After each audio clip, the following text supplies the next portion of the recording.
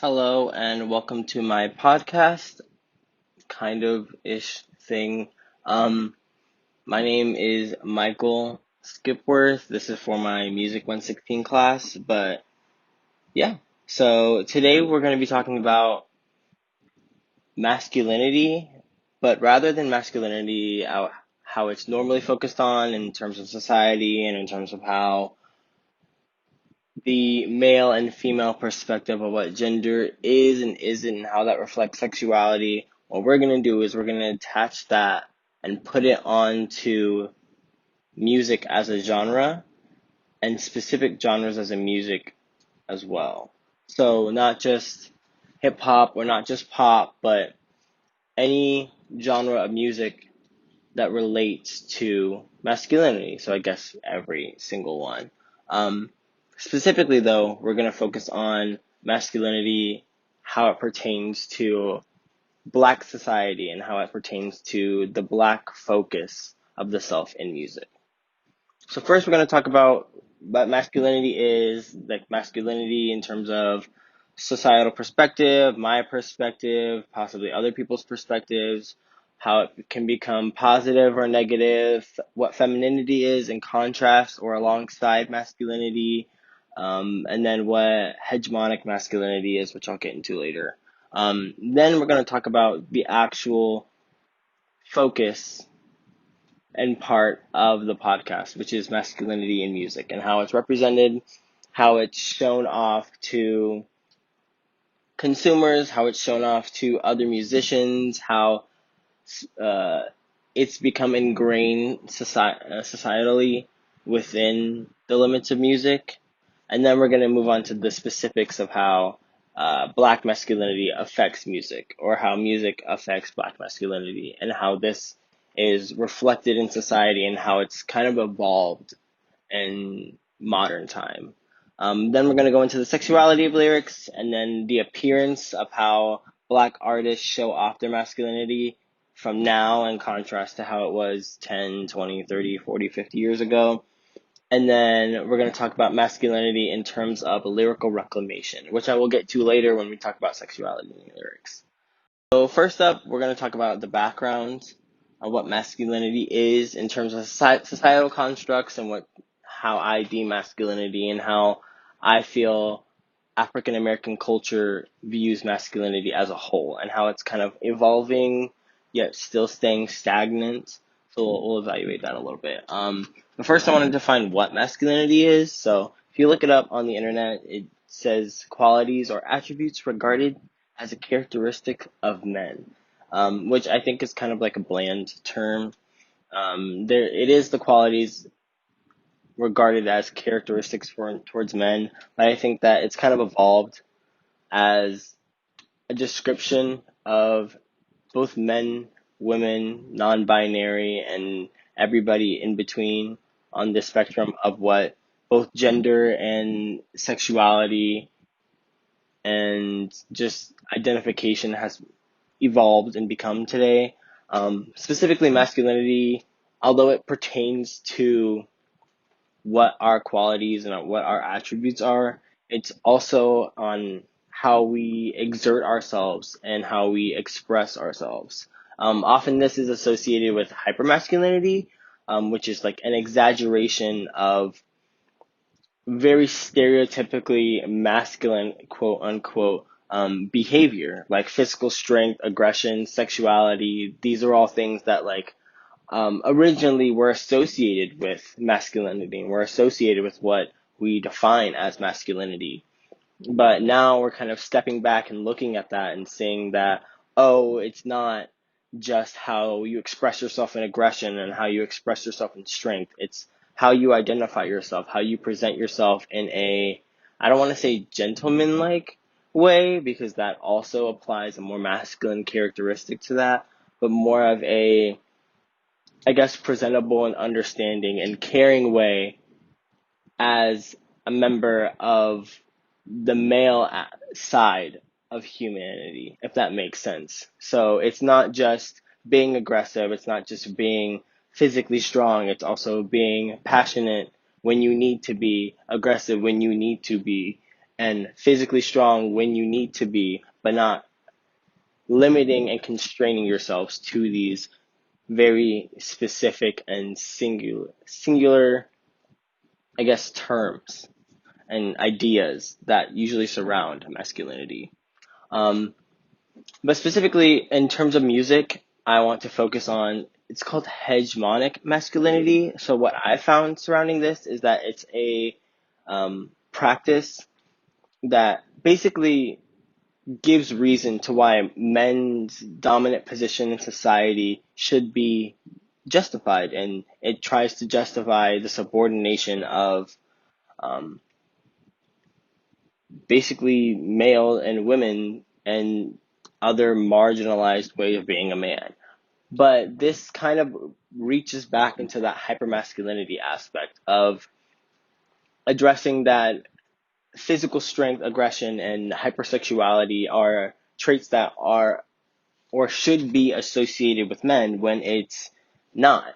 Those aspects can be associated with anybody, can be associated with a man or a woman, and trying to legitimize men as a gender being more dominant than women, or now we're seeing more non-binary and other identifications of self, then it just becomes another expression and another excuse, I guess I would say, to have hypermasculine behaviors and have hypermasculine ideas and tendencies, which I think personally should not be expressive of the self. It should not be expressive of who we are. We should try to address an equalized version of ourselves in masculinity and femininity for not just music, which is what we're talking about today, but also, I guess, in the more common sense of just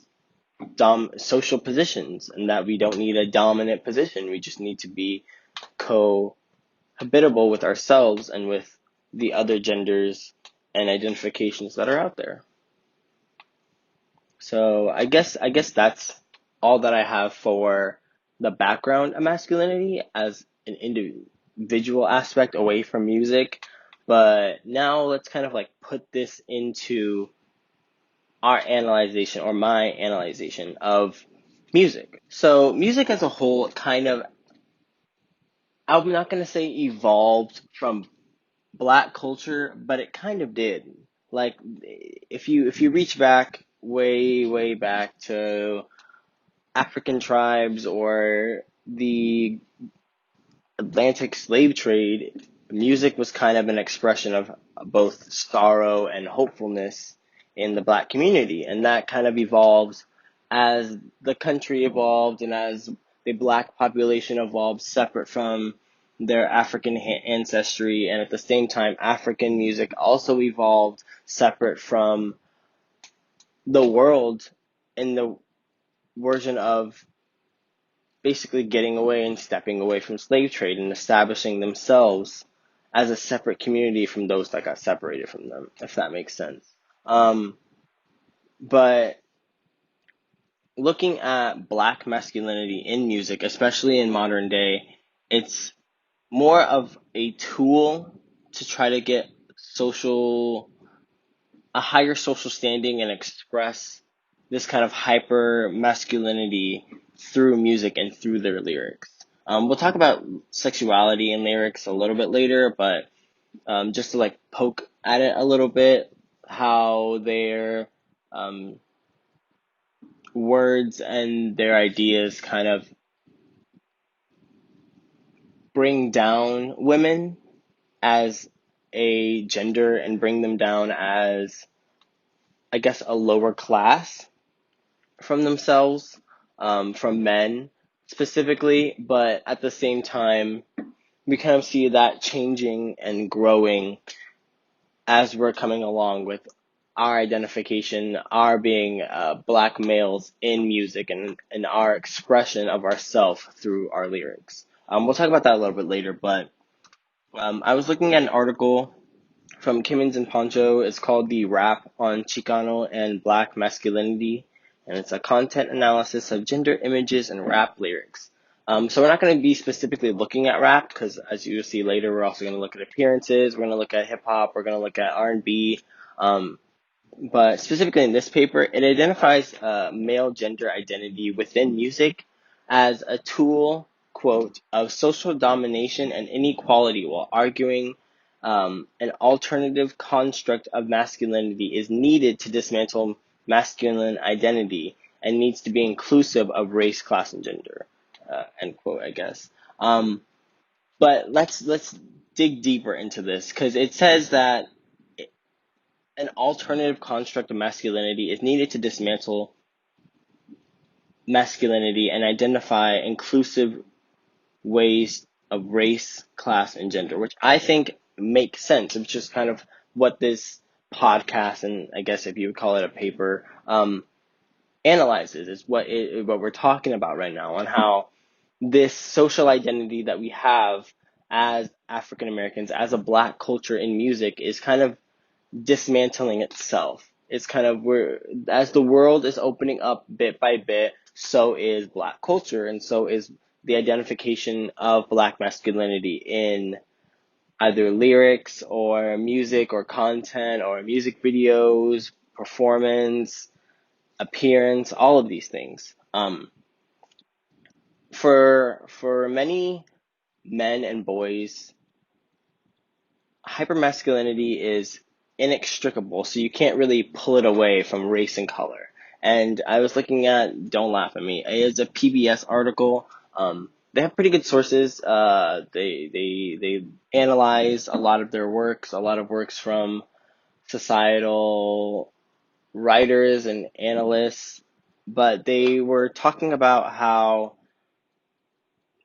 basically this stereotype of hip hop masculinity or of hyper masculinity for men of color in either hip hop or an R&B play into myths and realities, and how these Black male figures within our community are often hyper masculinized for their audience and trying to reach out to their younger audience and show that they are stronger, that they are smarter, that they are making a lot more money, and all these other concepts that are associated with masculinity. The paper that I was just talking about identified 4 hegemonic masculine characteristics, which we talked about earlier, were drugs and money, women, sexualization, power, social dominance, sexuality,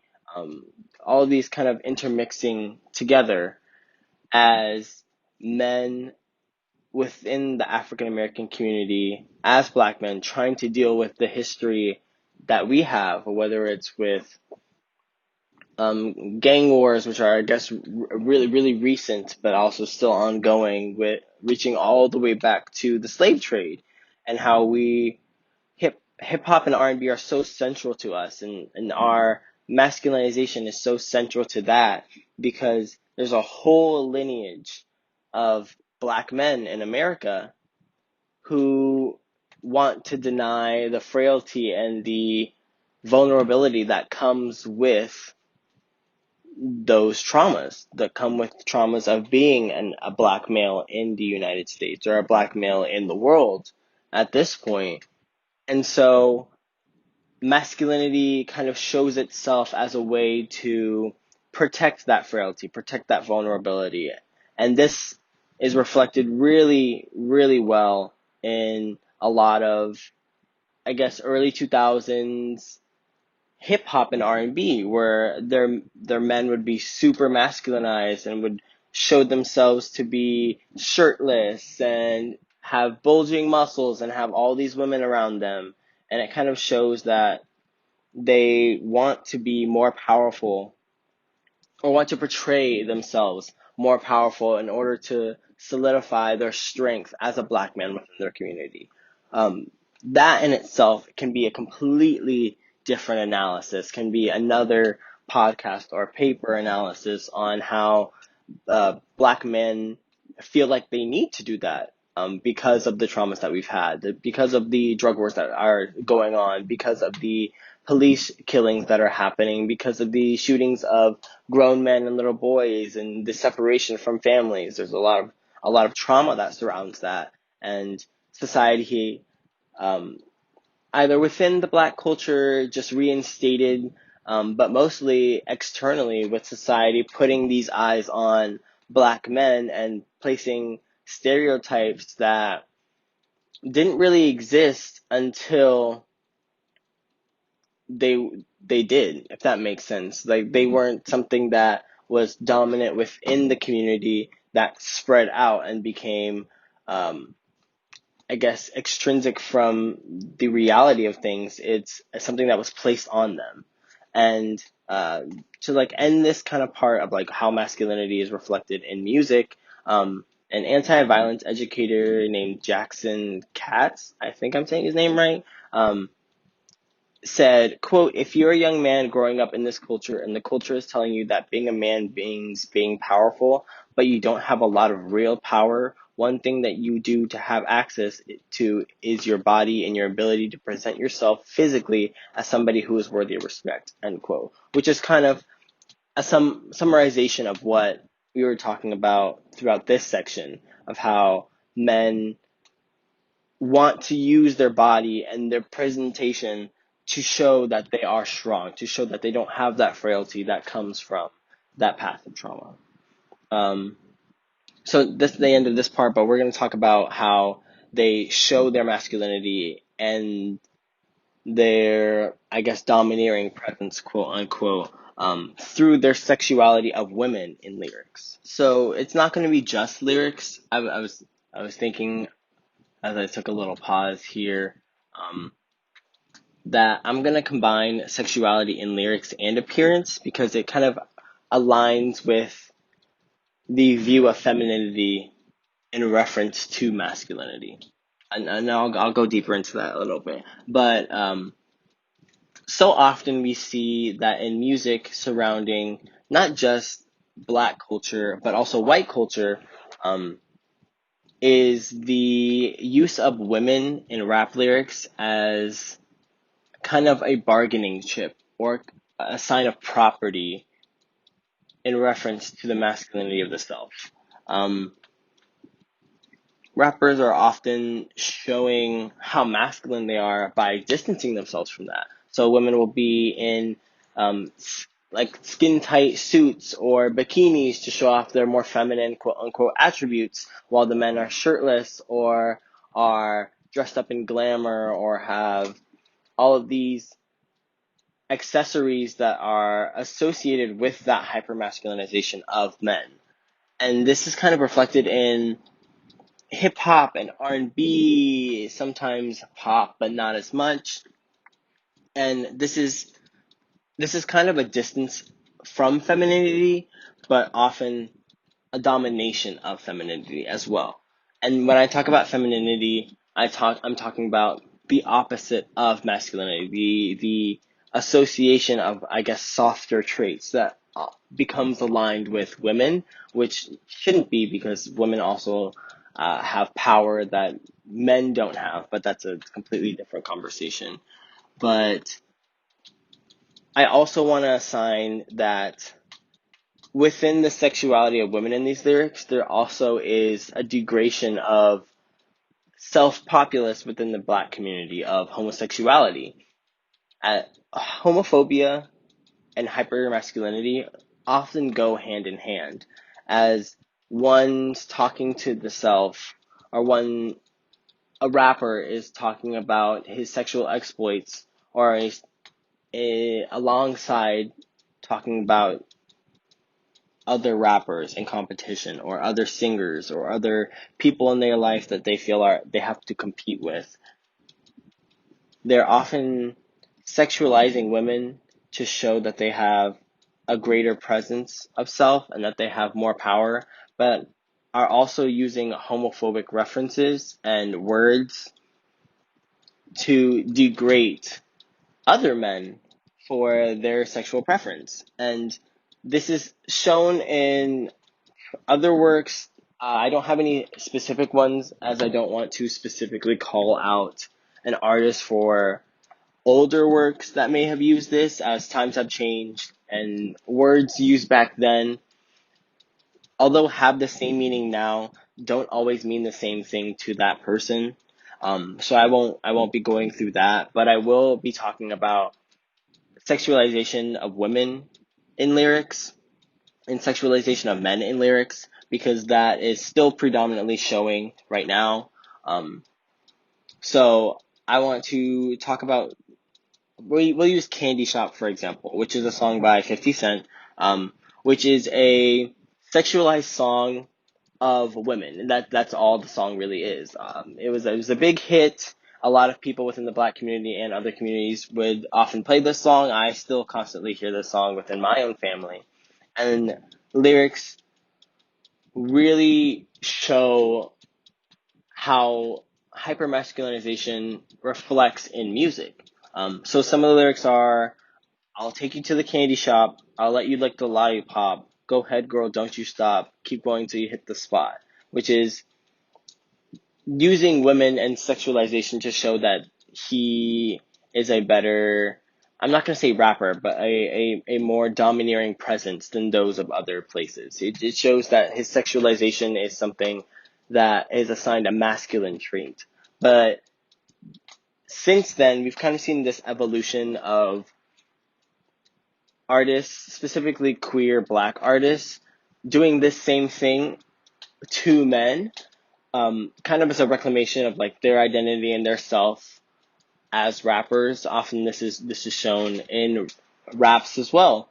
I'm not gonna say as a contrast per se, um, but more of a reflection of what's happening and how men do it to women, and so seeing a man do this to another man in context will kind of show like, you do this, I do this, we're both wrong, but we need to show and see that we can't, that this is what we're doing.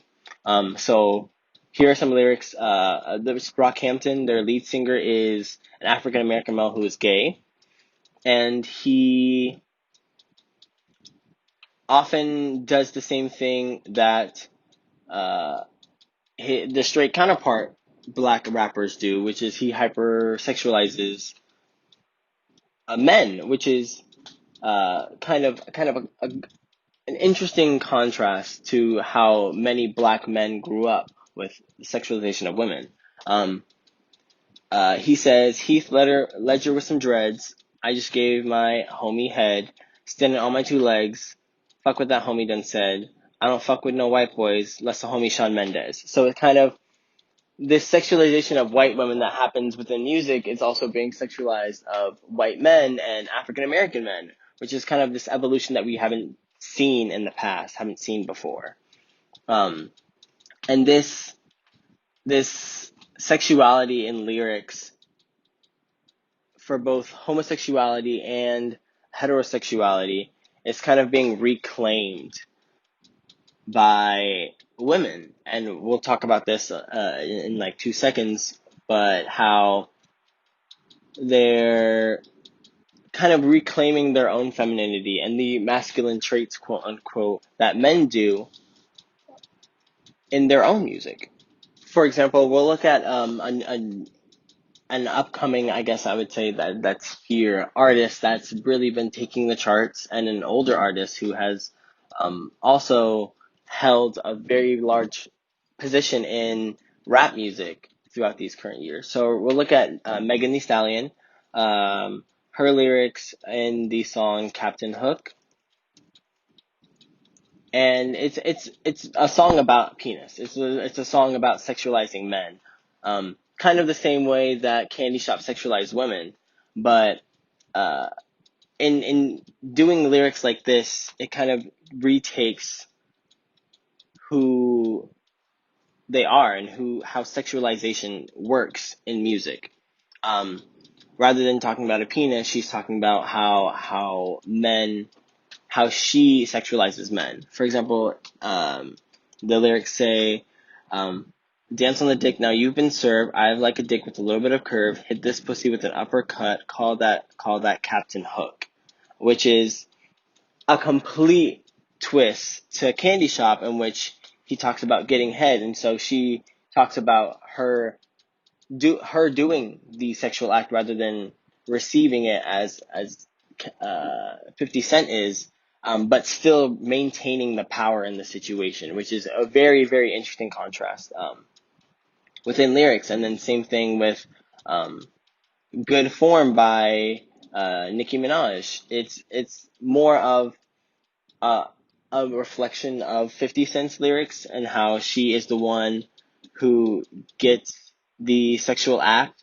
She says, "I tell him eat the cookie because it's good for him, and when he eat the cookie, he got good form." So it's basically the same thing as Candy Shop, but it's very interesting to see this lyrical contrast on how women sexualize men and how men sexualize women.